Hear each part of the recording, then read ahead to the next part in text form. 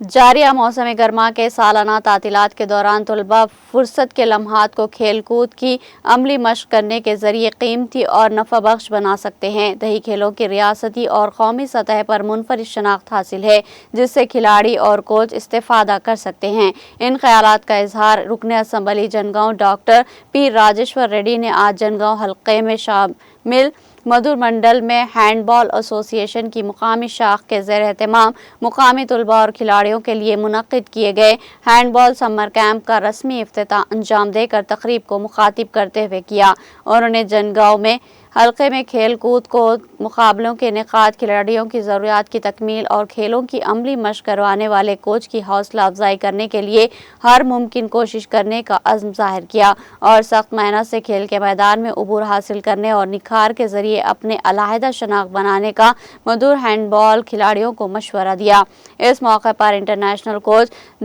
D Mallesh یسو، physical director Prem Kumar, hand ball association کے صدر بی منوہر، سابق منڈل پریشد رکن بی نرسم لوگوڑ کے علاوہ مقامی قائدین میجر محمد شکیل احمد مدنی، جناب الحاج انجینئر محمد شریف الحسن، محمد جیلانی صدیق، محمد فیاض محی الدین اور دوسرے قائدین کے علاوہ کھلاڑیوں، اولیاء طلباء کی کثیر تعداد بھی موجود تھی۔